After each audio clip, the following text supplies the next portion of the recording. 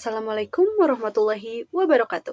Perkenalkan, nama saya Neng Komalasari dari program studi S1 Manajemen dengan NIM 10125-229 kelas C625. Di sini saya akan membahas mengenai topik yang sangat menarik, yaitu mengenai Marifatul Insan.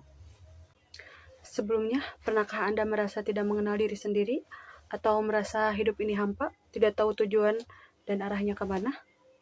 Mari kita bahas di topik pembahasan kali ini.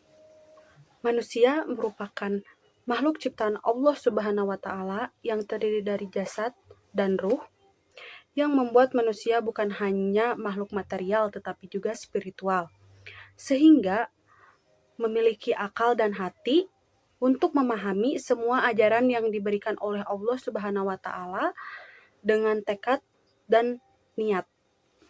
Manusia juga memiliki dua kedudukan penting.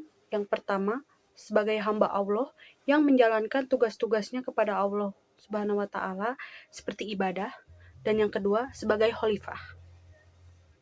Lalu, manusia juga merupakan makhluk yang dimuliakan oleh Allah Subhanahu wa Ta'ala dari makhluk lainnya. Manusia juga merupakan makhluk yang diberikan kebebasan untuk memilih antara mukmin dan kafir. Mukmin beribadah atau taat kepada Allah Subhanahu wa Ta'ala, mengikuti larangannya, mengikuti semua ibadahnya, perintahnya dengan balasan surganya Allah. Sedangkan jika memilih kafir atau ingkar kepada Allah Subhanahu wa Ta'ala, maka nerakalah balasannya. Setiap yang kita ambil pasti memiliki konsekuensinya dan balasannya, mau buruk ataupun tidak. Marifatul Insan merupakan proses pengenalan diri kita sendiri dengan lebih mendalam, dengan memahami potensi yang dimiliki manusia. Manusia memiliki 3 potensi.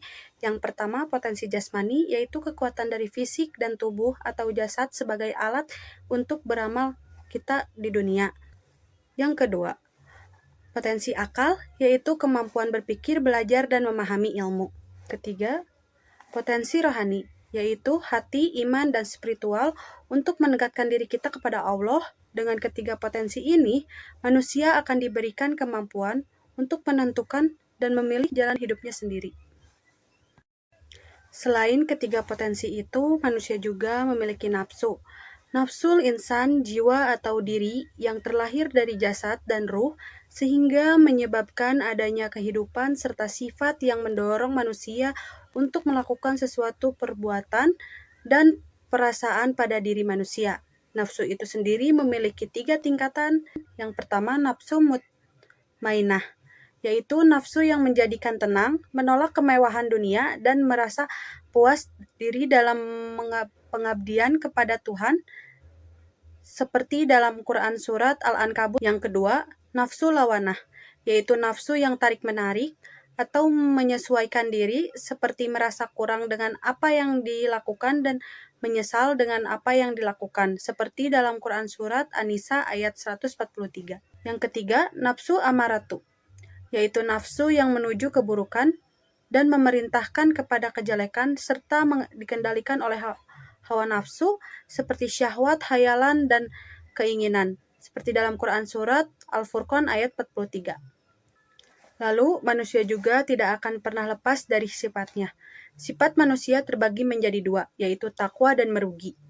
Takwa atau takziah merupakan jiwa yang berjalan menuju kebaikan atau berjalan dengan baik, serta akan menjadi orang sukses dengan memiliki sifat seperti takwa, sabar, empati, santun, bertaubat, berhati lembut, jujur, dan terpercaya.